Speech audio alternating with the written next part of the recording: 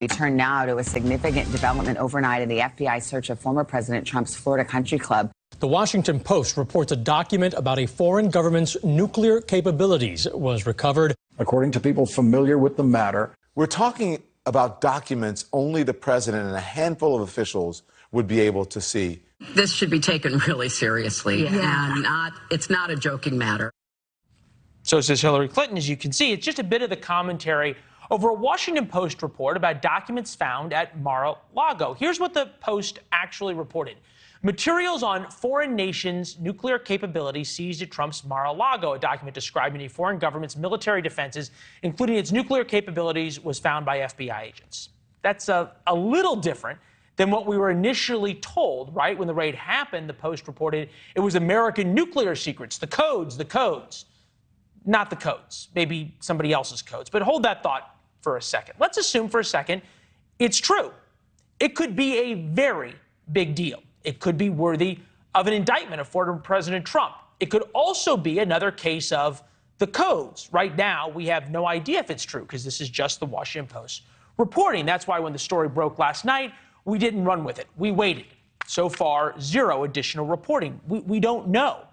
And forgive our skepticism of the Post reporting, especially after going down the nuclear codes rabbit hole. Save that thought for a second as well. So how do reporters know this and report it, and how they report the original nuclear codes thing that turned out to be somewhat questionable? Devlin Bartlett and Carol Leonog are the Post's most tenacious shoe leather reporters. Kudos for the scoop. But information like this only comes from leaks. Their story, and we're quoting now, cites people familiar with the matter.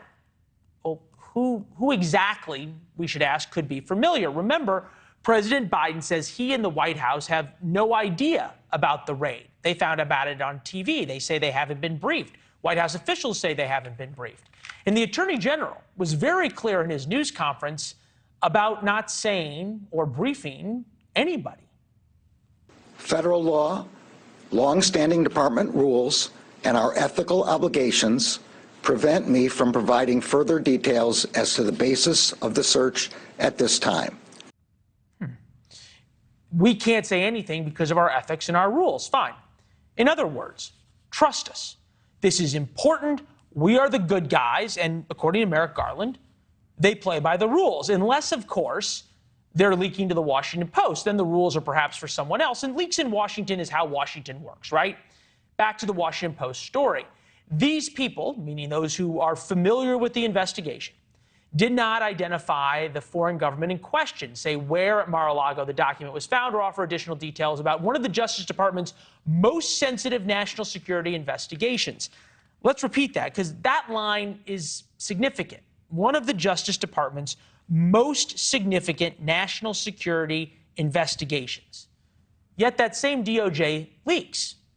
How are we to believe all the DOJ and everything they say?